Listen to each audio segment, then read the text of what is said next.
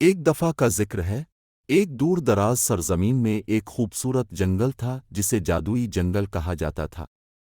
یہ جنگل عام جنگلات کی طرح نہیں تھا، اس میں چاندی کے پتوں سے چمکتے درخت، سونے کی طرح چمکتی ہوئی ندیاں اور ہوا میں نرم گیت گانے والے پھول تھے۔ اس جنگل میں بہت سی جادوئی مخلوقات رہتی تھیں، لیکن ان میں سب سے زیادہ دلچسپ اور بہادر چھوٹا لومڑی تھا جس کا نام فن تھا۔ فن دوسرے جانوروں کی طرح نہیں تھا۔ جہاں دوسرے جانور اپنے گھروں کے قریب کھیلنے اور گھومنے پر خوش تھے، فن ہمیشہ مزید آگے جانے اور نئی جگہیں دریافت کرنے کا شوقین تھا۔ اس نے جنگل کی گہرائیوں میں چھپے ہوئے ایک خزانے کی کہانیاں سنی تھیں جس کی حفاظت ایک قدیم اور عقلمند ڈریگن ایلڈور کر رہا تھا۔ کئی جانوروں نے اس خزانے کو تلاش کرنے کی کوشش کی تھی، لیکن کوئی بھی واپس نہیں آیا۔ ایک روشن صبح فن نے فیصلہ کیا کہ اب اس کے لیے اس بڑے مہم پر نکلنے کا وقت آ گیا ہے۔ دل میں ہمت بھر کر وہ اپنے سفر پر روانہ ہوا اور جنگل کی گہری پگڈنڈیوں کا تعاقب کرنے لگا۔ جیسے جیسے وہ آگے بڑھتا گیا، اسے مختلف مخلوقات ملے، باتیں کرنے والے الو، دوستانہ ہرن اور ایک شرارتی گلہری، لیکن کوئی بھی اسے خزانے کے مقام کے بارے میں ٹھیک نہیں بتا سکا۔ ایک طویل دن کے سفر کے بعد فن جنگل کے وسط میں پہنچ گیا، جہاں درخت اتنے اونچے تھے کہ وہ آسمان کو چھوتے ہوئے دکھائی دیتے تھے۔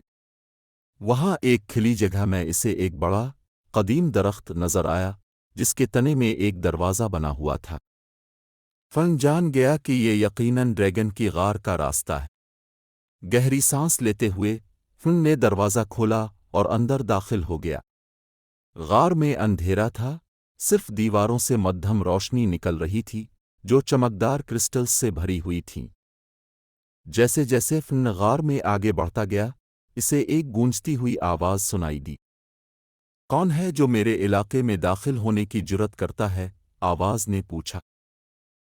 فن نے اپنی ساری ہمت جمع کی اور جواب دیا، میں فن ہوں، ایک چھوٹی سی لومڑی۔ میں جادوئی جنگل کے خزانے کی تلاش میں آیا ہوں۔ سائے میں سے ایلڈور، قدیم ڈریگن، سامنے آیا۔ اس کے چھل کے قیمتی جواہرات کی طرح چمک رہے تھے اور اس کی آنکھیں دانشمندی سے چمک رہی تھیں۔ بہت سے لوگ خزانے کی تلاش میں آئے ہیں، ایلڈور نے کہا، لیکن کوئی بھی اس کے قابل ثابت نہیں ہوا۔ تمہیں کیا لگتا ہے کہ تم اس کے مستحق ہو؟ فن نے کچھ لمحوں کے لیے سوچا اور پھر کہا، میں خزانہ دولت طاقت کے لیے نہیں چاہتا۔ میں اسے اس لیے تلاش کر رہا ہوں تاکہ سیکھ سکوں، بڑھ سکوں اور جنگل کے دوسرے جانوروں کی مدد کر سکوں۔ ایلڈور نے فن کو غور سے دیکھا، پھر مسکرایا۔ تمہارے دل میں پاکیزگی ہے، چھوٹے بچے، اس نے کہا۔ جادوئی جنگل کا اصل خزانہ سونا جواہرات نہیں ہے، بلکہ دانشمندی، مہربانی اور ہمت ہے۔ یہ وہ خصوصیات ہیں جو ایک کو واقعی امیر بناتی ہے۔ یہ کہہ کر ایلڈور نے ایک نرم، گرم شعلہ نکالا جو فن کو اپنے اندر سمو گیا۔ جب شعلہ مدھم ہوا، فن نے اپنے آپ کو ایک گرم، چمکدار روشنی سے گھرا ہوا پایا۔ وہ پہلے سے زیادہ مضبوط، بہادر اور عقلمند محسوس کر رہا تھا۔